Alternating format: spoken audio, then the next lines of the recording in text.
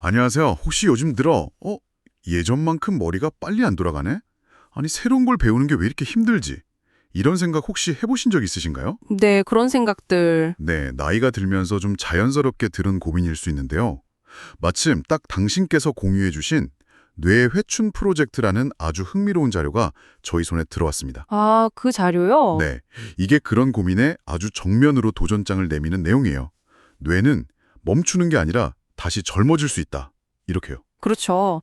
상당히 도발적인 메시지죠. 그래서 오늘 저희는 이 자료를 좀 깊이 파고들면서 정말 우리 뇌가 나이와 상관없이 계속 배우고 성장할 수 있는지, 그렇다면 그 비결은 또 뭘지, 이걸 함께 탐색해 보려고 합니다. 네, 단순하게 정보 요약만 하는 게 아니라 여러분의 뇌를 좀 더 유연하고 활력 넘치게 만들 수 있는 그런 실질적인 열쇠를 찾아드리는 게 이번 저희 탐구의 목표입니다. 네, 좋습니다. 사실 나이 들면 머리 굳는다 이 말이 너무나 당연하게 받아들여지곤 하죠. 맞아요. 그냥 진리처럼요. 그렇죠. 그런데 이 자료는 그 통념이 과연 진짜일까? 아니면 어쩌면 우리가 스스로 만든 한계는 아닐까? 이런 질문을 던지고 있어요. 핵심은 뇌의 가소성이라는 개념인데요. 아, 뇌 가소성 들어본 것 같아요. 네, 뇌가 변화하고 적응하는 능력을 말하는 거죠. 그러니까 인지 능력의 변화가 정말 피할 수 없는 노화 과정일 뿐인지 아니면 우리의 노력으로 뇌를 다시 좀 말랑말랑하게 만들 수 있는 여지가 있는 건지 이 자료 속 과학적 근거랑 또 실천법들을 통해서 그 가능성을 한번 진지하게 들여다보겠습니다. 좋습니다. 그럼 바로 본론으로 들어가 보죠. 자료의 첫 부분을 보면 젊은 뇌하고 나이 든 뇌의 차이점을 딱 짚어주면서 시작하는데요. 이게 상당히 직관적이더라고요. 네, 그렇죠. 젊을 때는 신경망이 아주 유연해서 뭐든 그냥 스펀지처럼 쏙쏙 빨아들인다고 하잖아요. 새로운 단어든 개념이든 뭐 기술이든 기억도 비교적 선명하고요. 네, 학습 속도가 빠르죠. 그런데 나이가 들면 이게 오랜 경험 때문에 특정 생각이나 행동 패턴에 해당하는 뇌회로가 있잖아요. 그게 아주 두껍고 단단해진다는 거예요. 마치 매일 다니는 길이 반질반질하게 닳아서 아주 고속도로처럼 되는 것처럼요. 네, 그 비유가 아주 적절합니다. 그 익숙하고 단단해진 길이 물론 일상생활에서는 효율성을 높여주기도 하죠. 늘 하던 거니까요. 그렇죠. 빠르죠. 네. 하지만 동시에 그게 새로운 정보가 들어오거나 다른 새로운 길을 탐색하는 것을 좀 방해하기도 한다는 겁니다. 아, 그래서 같은 내용을 여러 번 봐야 겨우 익숙해지거나 아니면 예전에 쉽게 이해했던 것도 잘 안 받아들여지고 그런 경험을 하게 되는 거군요. 맞습니다. 바로 그 유연성의 차이가 느껴지는 순간인 거죠. 맞아요. 저도 어쩔 땐 그런 경험 때문에 이제 뭐 내 뇌는 끝났나 보다 이렇게 좌절할 때가 있었거든요. 근데 이 자료에서 진짜 중요한 포인트는 그게 끝이 아니라는 거잖아요. 그렇죠. 뇌회로가 굳어졌다는 게 뭐 변화 가능성이 완전히 사라졌다 이런 뜻은 절대 아니라고 강조하더라고요. 정확합니다. 바로 그 부분이 희망적인 메시지의 시작점이죠. 특정 경로가 강화되었다는 것이지 뇌가 새로운 길을 만들거나 기존 길을 수정할 능력을 완전히 상실했다는 의미는 결코 아니거든요. 아, 중요한 건 뇌는 여전히 변화할 잠재력을 가지고 있다는 사실입니다. 다만 그 잠재력을 깨우려면 젊을 때와는 좀 다른 접근 방식이 필요하다는 거죠. 다른 접근 방식이요? 네. 굳어진 길을 좀 부드럽게 만들고 또 새로운 길을 내는 그런 전략이 필요할 시점이라는 겁니다. 그렇다면 그 잠재력을 어떻게 깨울 수 있을까요? 아마 이 부분이 다들 가장 궁금하실 텐데요. 자료에서는 크게 네 가지 핵심 전략을 제시하고 있더라고요. 네, 네 가지요. 첫 번째가 기존의 굳어진 길 흔들기, 다른 말로는 턱경로 약화라고 부르던데요. 근데 이건 좀 말 그대로 길을 흔든다는 게 정확히 어떤 의미일까요? 그냥 하던 대로 안 하면 되는 건가요? 뭐 그렇게 볼 수도 있는데요. 좀 더 구체적으로 말씀드리면 아주 강력하게 자리 잡은 기존의 자동화된 회로 있잖아요. 거기에 의도적으로 낯선 자극을 계속 부딪히게 하는 거예요. 낯선 자극이요? 네. 자료의 예를 보면 한국어 사용에 극도로 익숙한 뇌가 영어를 배우려고 할 때 그 기존의 강력한 한국어 처리 회로랑 새로운 영어 정보가 계속 충돌하겠죠. 그렇죠. 막 섞이고 어렵죠. 네. 이 과정에서 뇌는 당연히 혼란을 겪습니다. 하지만 바로 그 충돌과 혼란이 경직된 회로를 유연하게 만드는 어떤 열쇠가 된다는 겁니다. 아하, 그러니까 일부러 좀 편안한 상태에 안주하지 못하게 계속 괴롭히는 거네요? 하하, 뭐 그렇게 볼 수도 있겠네요. 건설적인 괴롭힘이랄까요? 자료에서 꾸준한 충돌이 필요하다고 강조하는 이유가 바로 그거였군요. 이게 근데 좀 피곤하게 들리기도 하는데요. 효과가 확실히 있는 건가요, 그래도? 물론 쉽지 않은 과정입니다. 뇌는 기본적으로 익숙하고 편안한 상태를 선호하니까요. 저항이 있죠. 네. 하지만 이 건설적인 충돌은 뇌가 기존의 틀을 깨고 새로운 자극에 적응하도록 유도하는 필수적인 과정이라고 할 수 있습니다. 일종의 뇌 근력 운동이라고 생각하시면 이해가 쉬울 것 같아요. 뇌 근력 운동이에요. 재밌네요. 네. 자료에 따르면 이런 노력을 꾸준히 지속하면 어느 순간 정말로 그 두껍고 단단했던 회로가 다시 유연하고 날씬한 회로로 변모할 수 있다고 합니다. 익숙함과의 의식적인 결별이 필요한 거죠. 아, 익숙함과의 결별. 멋진 표현입니다. 자, 그럼 두 번째 전략으로 넘어가 볼까요?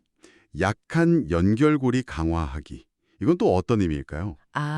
이건 정보들 사이의 관계를 파악하고 연결하는 능력을 키우는 전략입니다. 예를 들어서 단어의 뜻은 각각 알아요. 근데 그걸 모아서 문장 전체의 의미를 파악하거나 아니면 글의 논리적인 흐름을 따라가는데 어려움을 겪는 경우가 있죠. 아, 네네. 그런 경우 정말 많죠. 특히 좀 복잡한 글을 읽거나 새로운 개념 배울 때요. 그렇죠. 개별 정보, 그러니까 점은 아는데 그걸 연결하는 선이 약한 상태인 겁니다. 그러면 약한 연결고리는 어떻게 강화할 수 있는 건가요? 이때 필요한 것이 바로 관계학습입니다. 단순히 정보를 막 외우는 게 아니라 정보들 사이의 연관성이나 패턴, 구조, 이런 것들을 파악하는 훈련이죠. 관계학습. 구체적으로 어떤 활동들이 있을까요? 자료에서는 수학 문제풀이, 논리 퍼즐, 아니면 문장 구조 분석 같은 것들, 심지어 시계 읽기 훈련 같은 활동도 예로 들고 있어요. 이런 활동들이 마치 끊어진 다리를 이어주듯이 약한 연결고리들을 점차 튼튼하게 만들어준다는 겁니다. 아하. 처음에는 좀 더디고 효과가 없는 것처럼 느껴질 수도 있어요. 하지만 자료에서 언급하듯이 이런 작은 성공들이 계속 쌓이다 보면 어느 순간 갑자기 능력이 확 향상되는 시너지 효과가 나타날 수 있다고 해요. 시너지 효과라. 작은 노력들이 모여서 큰 변화를 일으킨다. 와, 이거 되게 희망적인데요. 마치 벽돌을 하나씩 쌓아 올리다 보면 어느새 집이 완성되는 것처럼요. 네, 비슷한 원리죠. 이게 단순히 어떤 특정 기술 향상을 넘어서서 전반적인 인지 능력의 기초를 다지는 그런 작업이 될 수 있겠네요. 그렇습니다. 개별 지식 습득도 물론 중요하지만 그 지식들을 서로 연결하고 또 활용하는 능력, 즉 관계 처리 능력을 키우는 것이 뇌를 더욱 유연하고 강력하게 만드는 핵심 요소 중 하나입니다. 이게 뒷받침될 때 새로운 정보 습득 능력도 같이 향상될 수 있는 거죠. 자, 세 번째 전략입니다. 이건 정말 많은 분들이 어쩌면 공감하실 수도 있을 것 같은데요. 두통이라 지끈거림의 의미를 재해석하는 거예요.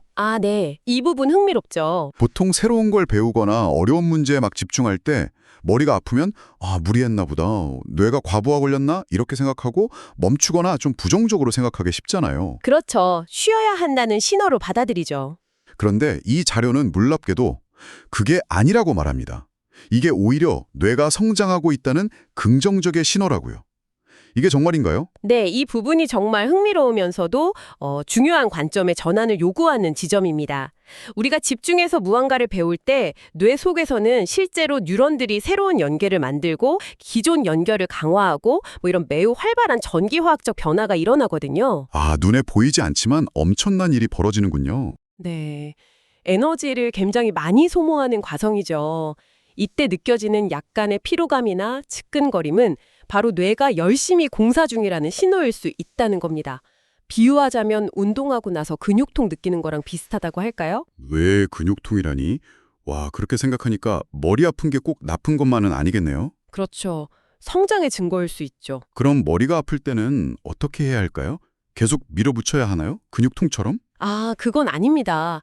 자료에서도 강조하는데요. 이때 중요한 것은 무리하지 않는 휴식입니다. 휴식. 네, 억지로 계속하기보다는 잠시 멈추고 휴식을 취하면 우리 뇌에 휴식 모드 신경망, DMN, Default Mode Network라는 시스템이 활성화됩니다. DMN이요? 그건 뭔가요? 이 DMN은 우리가 멍하니 있거나 아니면 잠깐 다른 생각을 할 때 있잖아요.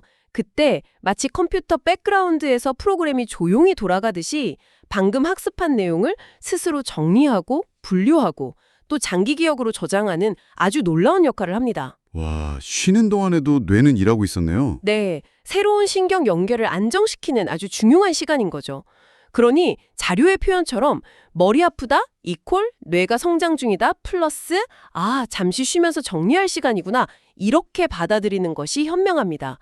불편함을 성장의 증거로 인식하되 적절한 휴식을 통해서 그 성장을 도와주는 거죠. 와, 휴식이 단순히 쉬는 게 아니라 뇌가 스스로 학습 내용을 다지는 시간이라니 이건 정말 놀라운데요. 꼭 기억해둬야겠습니다. 자, 이제 마지막 네 번째 전략입니다. 나이와 무관한 뇌의 가능성. 이건 앞서 이야기한 뇌 가소성이랑 좀 연결되는 내용 같은데요. 네, 맞습니다. 자료에서는 심지어 90세, 100세에도 뇌는 여전히 살아온 연결을 만들 수 있다고 주장합니다. 이게 정말 가능한 이야기인가요? 네, 현대 뇌과학 연구들이 충분히 뒷받침하고 있는 사실입니다. 물론 젊을 때처럼 학습 속도가 번개같이 빠르거나 한 번에 많은 정보를 처리하기는 어려울 수 있어요. 반응 속도라든지 정보 인출 속도가 좀 느려질 수는 있죠. 네, 그건 체감하죠. 하지만 중요한 것은 변화의 가능성 자체가 사라지는 것은 아니라는 점입니다. 속도에 문제가 있을지는 몰라도 새로운 신경망을 형성하고 기존 신경망을 재조직하는 능력, 즉 뇌 가소성 자체는 평생 유지된다는 것이 핵심입니다. 자료에서는 이걸 인지신경망의 재조직화라고 표현했죠. 인지신경망의 재조직화? 네, 비유하자면 오래된 도시의 도로망을 필요에 따라서 계속 정비하고 확장하는 것과 비슷하다고 볼 수 있습니다. 아하, 속도는 좀 느려져도 방향만 맞다면 계속 나아갈 수 있다, 이런 거군요. 그런데 여기서 결정적인 역할을 하는 게 마음가짐이라고요? 네, 그 부분이 또 중요합니다. 나는 나이 들어서 안 돼, 이렇게 생각하는 것과 한번 해보자, 이렇게 생각하는 것이 실제 뇌 변화에 영향을 미친다는 건가요? 바로 그 점이 매우 중요합니다. 심리적인 태도가 우리의 생물학적인 뇌 기능에까지 영향을 미칠 수 있다는 거죠. 정말요? 네, 스스로 나는 못해. 이 나이에 뭘? 이렇게 한계를 딱 설정해버리면 실제로 새로운 도전을 피하게 되고 결과적으로 뇌에 필요한 자극을 주지 않게 됩니다. 뇌 가소성을 활용할 기회를 스스로 차단하는 셈이죠. 아, 그러네요. 반대로 나이와 상관없이 배울 수 있어. 새로운 건 재미있지. 와 같은 긍정적이고 열린 마음가짐은 새로운 학습에 대한 동기를 부여하고 도전을 즐기게 만들고 결과적으로 뇌의 변화 가능성을 최대한으로 끌어낼 수 있도록 돕습니다. 어떻게 보면 뇌의 잠재력을 믿는 것 자체가 뇌를 위한 가장 강력한 영양제가 될 수 있는 거죠. 알겠습니다. 와, 뇌 자체의 능력뿐만 아니라 그걸 대하는 우리의 태도까지 정말 중요하다는 거군요. 자, 그럼 이제 이 네 가지 전략들을 실제 우리 삶에 어떻게 적용할 수 있을지 구체적인 실천 방안으로 넘어가 볼 시간입니다. 네, 이제 실전이죠. 이론은 이제 알겠는데 막상 뭘 어떻게 시작해야 할지 좀 막막할 수 있으니까요. 그래서 이 모든 것이 당신에게 또 여러분에게 어떤 의미일까요? 다행히 자료에서는 아주 명확하게 4단계 실천 방안을 순서대로 제시해주고 있습니다. 네, 따라하기 쉽게 단계별로요. 1단계, 익숙하지 않은 새로운 분야에 도전하라. 이건 첫 번째 전략이었던 터 경로 약화랑 바로 연결되네요. 그렇죠. 늘 하던 것, 잘하는 것만 계속하면 뇌의 특정 경로만 계속 단단해질 테니까 일부러 좀 낯선 영역에 발을 들여놓는 겁니다. 예를 들면 평소 전혀 관심 없던 외국어를 배우기 시작한다거나 네, 외국어요. 아니면 한 번도 다루어 본 적 없는 악기에 도전한다거나 코딩 같은 논리적인 사고를 요구하는 기술을 배우는 거죠. 핵심은 새로움과 낯섦입니다. 이걸 꾸준히 시도해서 기존에 굳어진 뇌 회로에 계속 신선한 자극을 주는 거예요. 네, 그 낯섦이 중요합니다. 2단계, 관계 학습 훈련을 꾸준히 하라. 이건 두 번째 전략, 약한 연결 강화를 위한 실천법이겠죠. 맞습니다. 그 문장 구조나 논리 전개를 한번 분석해보는 활동 같은 것들이요. 중요한 건 정보들 사이의 관계를 생각하는 훈련을 매일 조금씩이라도 하는 겁니다. 맞습니다. 이 단계에서는 특히 꾸준함이 정말 중요합니다. 매일 짧은 시간이라도 괜찮아요. 관계를 파악하고 연결하는 훈련을 반복하면 점과 점을 잇는 능력이 점차 강화되거든요. 아, 꾸준함. 네. 이게 단순히 특정 문제 해결 능력을 넘어서서 정보를 더 깊이 이해하고 복잡한 상황을 분석하고 또 창의적인 아이디어를 떠올리는 그런 전반적인 인지 능력 향상의 토대가 됩니다. 3단계, 학습 중 머리가 쥐끈거리거나 피로감이 느껴지면 죄책감 없이 잠시 휴식하라. 이건 세 번째 전략, 두통 성장 신호를 현명하게 활용하는 방법이네요. 네, DMN을 활용하는 거죠. 아, 머리 아파. 역시 난 안 되나 봐. 이게 아니라, 오, 내가 지금 열심히 일하고 있구나. 잠깐 쉬면서 정리할 시간을 줘야겠다. 이렇게 생각하는 거죠. 네, 긍정적인 신호로 받아들이는 거죠. 억지로 막 밀어붙이지 말고 잠시 눈을 감고 뭐 명상을 하거나 가벼운 산책을 하거나 잠깐 다른 생각으로 환기하는 시간을 가지는 겁니다. 뇌의 DMN이 활동하면서 학습 내용을 스스로 정리하고 다질 수 있도록 도와주는 거죠. 네, 아주 중요한 휴식입니다. 4단계. 이 모든 것을 루틴으로 만들어라. 어쩌면 이게 가장 실천하기는 어렵지만 또 가장 중요한 단계일 수도 있겠습니다. 그렇죠. 습관화. 하루 20분이든 30분이든 매일 정해진 시간에 혹은 뭐 식사 후나 잠들기 전처럼 특정 활동과 연계해서 습관처럼 만드는 거죠. 매일 양치질하듯이요. 네, 아주 좋은 비유입니다. 자료에 따르면 이렇게 꾸준히 반복하면 뇌는 새로운 자극에 점점 더 유연하게 반응하게 되고 잊어버림, 다시 기억함, 그러니까 학습 효율 자체가 좋아진다고 합니다. 주기가 짧아지는 거죠. 이 루틴화의 힘을 정말 간과해서는 안 됩니다. 꾸준한 반복은 단순히 습관을 형성하는 것을 넘어서 뇌과학적으로도 신경 연결을 물리적으로 강화하고 정보 처리의 효율성을 높이는 가장 확실한 방법 중 하나입니다. 아, 물리적으로도 강화되는군요. 네. 운동을 꾸준히 하면 근육이 발달하고 체력이 향상되잖아요. 그것처럼 뇌도 꾸준한 훈련, 즉 루틴화된 학습과 자극을 통해서 더 젊고 유연하게 변화할 수 있습니다.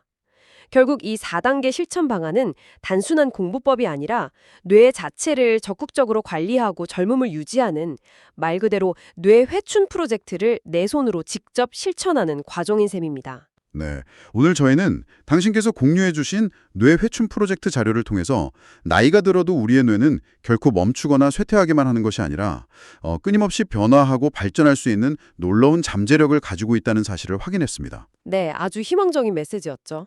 핵심은 결국 안주하지 않는 태도였던 것 같아요. 굳어진 생각의 틀이나 익숙한 경로에 머무르지 않고 새로운 자극으로 뇌를 계속 흔들어 깨우고 또 정보들 사이의 연결고리를 꾸준한 훈련으로 강화하고 심지어 학습 중에 느끼는 불편함마저 성장의 신호로 긍정하는 것. 맞습니다. 이 모든 과정이 결국 지식 습득을 넘어서 우리 뇌를 다시 젊고 활력 있게 만드는 여정 그 자체였습니다. 여러분의 뇌는 여전히 가능성으로 가득 차 있다는 것을 꼭 기억하시면 좋겠습니다. 네, 마지막으로 이 모든 논의를 바탕으로 여러분께 한 가지 질문을 던지면서 마무리하고 싶습니다. 자료 전반에 걸쳐서 마음가짐의 중요성이 계속 강조되었잖아요. 네, 그랬죠. 태도가 중요하다고. 네, 나는 할 수 있다는 믿음과 나는 안 될 거야 라는 한계 설정이 실제 뇌의 변화 가능성에까지 영향을 미친다는 이야기였습니다. 그렇다면 혹시 내 뇌는 변할 수 있고 나는 성장할 수 있다고 진심으로 믿는 것, 그 믿음 자체가 우리가 뇌 회춘을 위해 할 수 있는 가장 근본적이고 강력한 첫걸음은 아닐까요? 믿음 자체가 시작이다. 네, 학습과 성장에 대한 여러분의 믿음은 지금 어느 정도이신가요? 한번 스스로에게 질문을 던져보는 시간을 가져보시는 것도 오늘 나눈 이야기들을 여러분의 것으로 만드는 의미 있는 마무리가 될 것 같습니다. 어쩌면 뇌의 잠재력을 깨우는 가장 강력한 열쇠는 바로 여러분의 마음속에 이미 있는지도 모릅니다.